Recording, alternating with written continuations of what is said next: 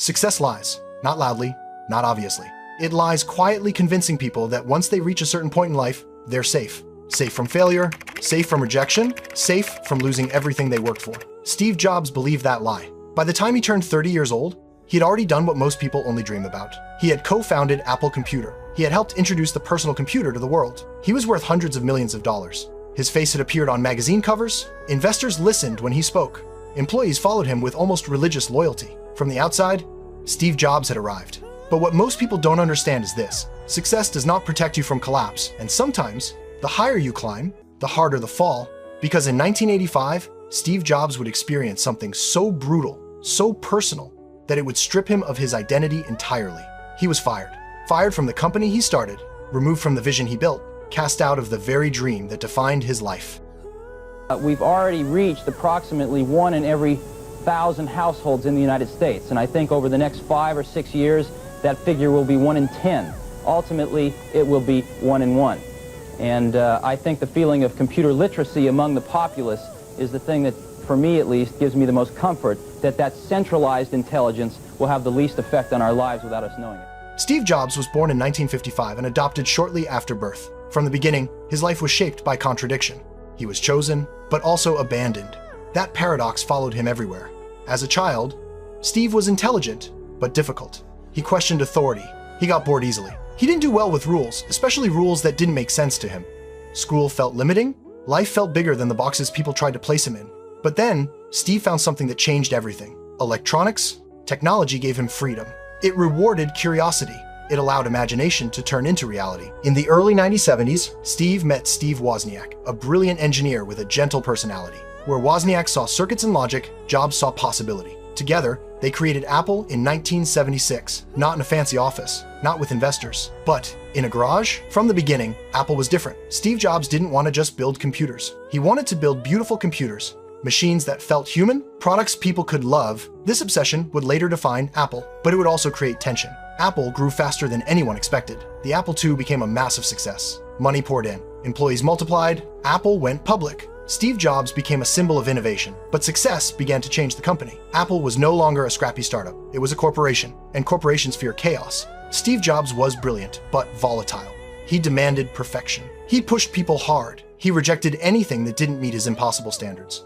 Some employees were inspired by him. Others were broken by him. As pressure increased, the board grew uneasy. Jobs needed help, or so they thought. That's when John Scully entered the picture. Steve famously recruited him from Pepsi with a single question: do you want to sell sugar water for the rest of your life? Or do you want to come with me and change the world? Scully accepted. But over time, power shifted. Jobs clashed with executives, sales slowed, deadlines were missed. The Macintosh division struggled. Behind closed doors, conversations began, and Steve Jobs didn't see it coming. In 1985, the board made a decision. Steve Jobs was no longer fit to lead Apple. They stripped him of his responsibilities, they removed his power, they isolated him. Eventually, Steve Jobs left the company he built. He was 30 years old, and suddenly, he was unemployed. Imagine that. Imagine pouring your soul into something, giving it your youth, your energy, your identity, only to be told you're no longer needed. Steve later described this moment as devastating, not just professionally, but emotionally. It was very painful. I'm not even sure I want to talk about it. What can I say? I hired the wrong guy, and he destroyed everything I'd spent 10 years working for, starting with me, but that wasn't the saddest part. I would have gladly left Apple if Apple would have turned out like I'd wanted it to. Steve Jobs didn't just lose a job. He lost his sense of purpose. The media turned on him. Silicon Valley moved on. The prodigy was no longer the hero. For months, Steve wandered. He questioned himself. He questioned his talent. He questioned whether he had been wrong all along. This was the lowest point of his life. But it was also the beginning of something new. Eventually, Steve Jobs made a decision. If Apple no longer wanted him, he would build something else. He founded a new company called Next. The goal was ambitious: to create powerful computers for universities and researchers. Once again, Jobs obsessed over design. Once again, he demanded perfection. But this time, things didn't go as planned. Next computers were beautiful but expensive. Sales were slow. Critics called the company irrelevant. Meanwhile, Apple, the company that fired him, continued without him. That hurt deeply. But while Nexty struggled, another quiet investment was taking shape, a small animation studio called Pixar. At first, Pixar wasn't successful either. Years passed without a hit. Money burned fast. To the outside world, Steve Jobs looked like a fallen genius. But beneath the surface, he was learning. Just before we continue, I started this channel mainly to inspire young people like you who are not satisfied with a life of mediocrity and want to achieve great things in life. So if you're on this path, make sure to subscribe to the channel. Now let's continue. You've got to do everything. You've got to come up with a name. You've got to come up with a logo. In addition to designing the product, you've got to figure out what to design. You've got to figure out how you're going to get it to the marketplace. You've got to do a part number system. You've got to go get bank accounts. You've got to set up charts, general ledgers, get a management information system, get a little kitchen set up, get a coffee maker, all this stuff. Failure changed him. He became more patient, more thoughtful, more intentional. He learned how to lead people, not intimidate them, how to build culture, not just products. The fire was still there. But now, it was controlled. While Steve Jobs was rebuilding himself quietly, Apple was falling apart. The company he once led was losing direction. Products were confusing. Leadership lacked vision. Competitors were moving faster. Windows machines flooded the market. Apple's market share shrank. Money burned at an alarming rate. By the mid-1990s, Apple was dangerously close to bankruptcy. And that's when something ironic happened. Apple needed help. Desperate for a modern operating system, Apple bought Next, the very company Steve Jobs built after being fired. And just like that, Steve Jobs was back, not as a hero, not as a savior, but as an advisor. At least that's what the board thought. We don't predict our financials. Yeah. I think that there's a lot of things changing at Apple right now, and some are going to show up in the financials positively, some are going to show up in the financials negatively, and I think that we're going to get to a new trend, but that new trend will not become evident for another quarter or so.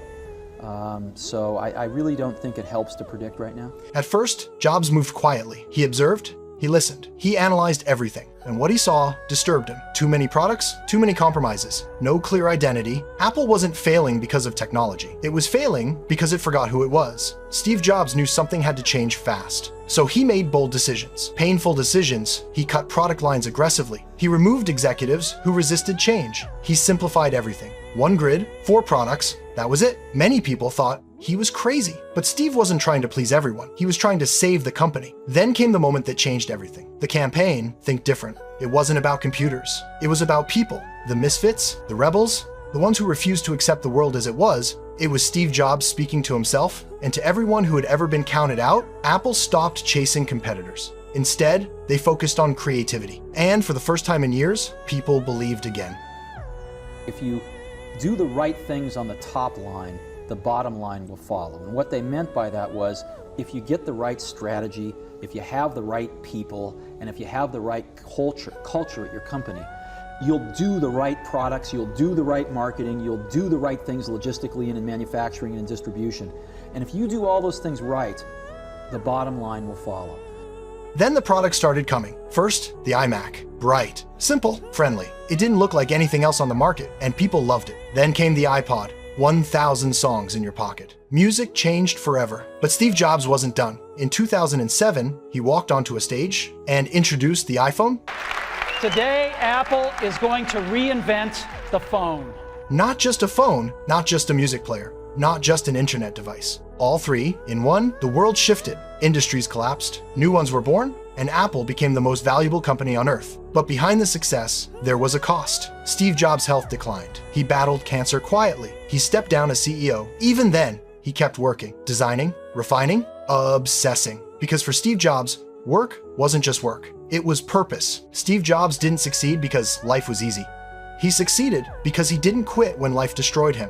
He was fired, humiliated, written off, but instead of letting that moment define him, he used it. And that's the lesson. You can lose your job, your money, your reputation, but as long as you don't lose your vision, your story isn't over. Sometimes the setback isn't the end. It's the redirection. Steve Jobs didn't build Apple despite being fired. He built it because he was fired. And maybe the thing breaking you right now is the thing shaping you for something greater.